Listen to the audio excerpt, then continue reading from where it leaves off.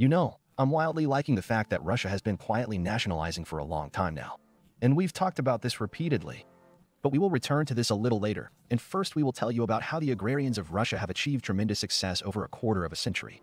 Over the past 23 years, Russian agriculture has made an incredible leap. From complete devastation in 1999, when Russia was forced to ask for grain on credit from the US, to one of the largest exporters in the world. Exports of Russian products have grown tenfold in just a few years.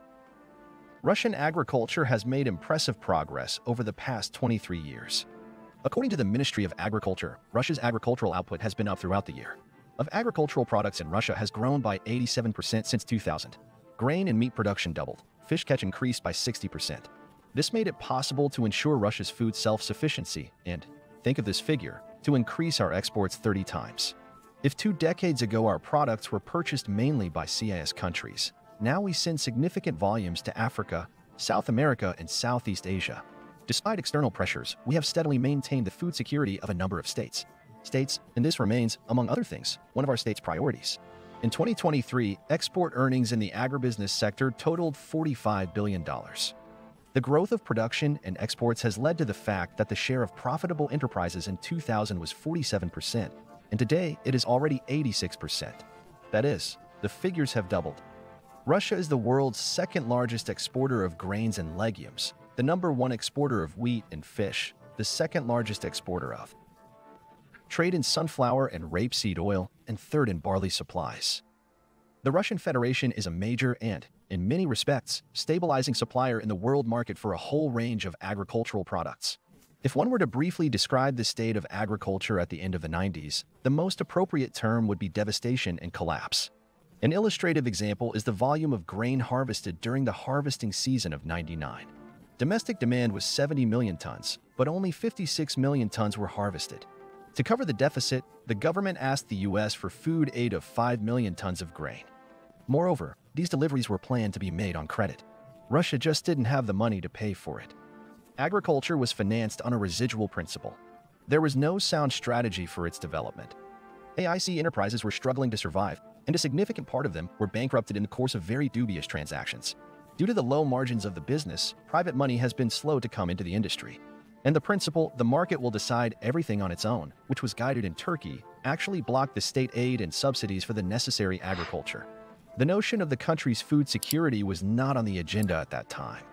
In those years, Russians got their hands on imported foodstuffs. The 90s were the heyday of imports in Russia. Russians were literally chasing imported goods. It seemed like any foreign product was of higher quality. For example, the share of imports in poultry meat was 70% in the early 2000s. However, over time there was oversaturation and understanding that Russian products are not inferior to imported products in terms of quality and taste. The reverse process has begun. With the arrival of Putin and his government, the situation in the agro-industrial complex began to change dramatically for the better. First, as part of the concept of national security, the authorities are concerned with food sovereignty as its cornerstone. In particular, a state program for the development of agriculture was prepared and adopted. This fundamental document made it possible to ensure strategic planning in the sphere of agro-industrial complex and defined agriculture as one of the priority areas of the country's development as a whole. Secondly, the authorities have a clear understanding that in the modern world, agro-industrial complex only partially depends on natural conditions and the size of the industry itself. Much more seriously, the agro-industry depends on production, special machinery, energy, availability of fertilizers, breeding, and high competencies. It is simply unthinkable to develop and modernize agriculture without government support. Russia has achieved food security in the main positions. In 2023, settled at AIC. In Africa, was provided with grain in general by 185 and 5% vegetable oil by 221 and 1% fish by 153 and 2% sugar by 103. 2% meat by 101 and 6% dairy products by 85 and 7%. As soon as Russia reached the level of self-sufficiency in food, the industry began to grow by exporting its products not only to the CIS countries, but also to China and other African and Latin American countries. Noticeable growth in exports of Russian PC products began in 2017, on average by 15% per year. The main acceleration in growth occurs between 2020 and 2022, averaging 17.5% per year. While Russia exported $25.6 billion worth of food in 2019, it will already export $41.6 billion in 2022 and $45 billion in 2023. could, including the food embargo that Russia imposed in 2014 in response to Western sanctions, as well as a preferential lending program launched in 2017. Our country's development of other markets also helps. For example, meat producers are discovering new markets in the form of China and India. It is Russia that is considered by most food market players as the most adequate, consistent, and reliable supplier. Attempts to cancel Russia in these food markets are certainly possible, but obviously not all of them. Currently, our exports are highly diversified, and partnership agreements allow us to speak about their stability and growth tendency. In order to ensure this very growth, it is necessary not to stop at what has been achieved and actively develop those sectors of the agro-industrial complex, where Russia does not yet have the necessary margin of safety. First of all, these are the issues of seed production and breeding, although we have already made some progress here as well. Poultry and cattle breeding, development of agricultural science at the level of the best modern standards. Also, Russia has now started to emphasize the export of high-value-added products with the maximum level of added value that will be formed and remain in the shower. Inside Russia, at least the production and sale of flour has increased by 1.5 times compared to last year. This means we sell more value-added products. Flour, not grain, sunflower oil, not seed.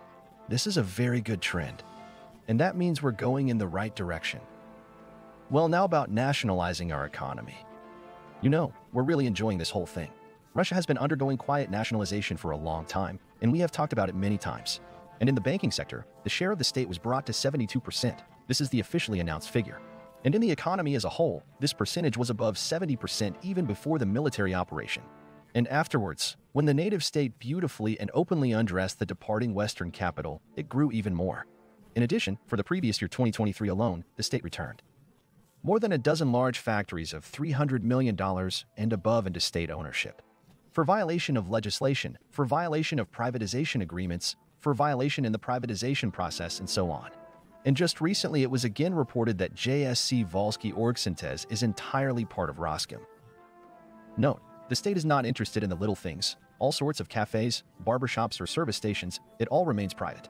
The state is only interested in large enterprises and strategic industries, which us. Can't help but feel good about it. And you know what I particularly like about this separately is that all this is done without noise and dust, without loud slogans and banners, without shouts of give and take, and other showy stuff, quietly.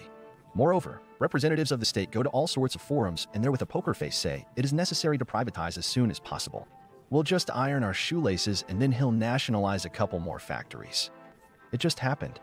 Circumstances to understand the need to get into the situation are very eager to privatize, but no way. But of course, someday, after the rain on Thursday, when the cancer on the mountain whistles, and the rich man on a camel rides through the eye of a needle into paradise. Well, I don't think I'm forgetting anything. But of course we're all lying and just don't cry.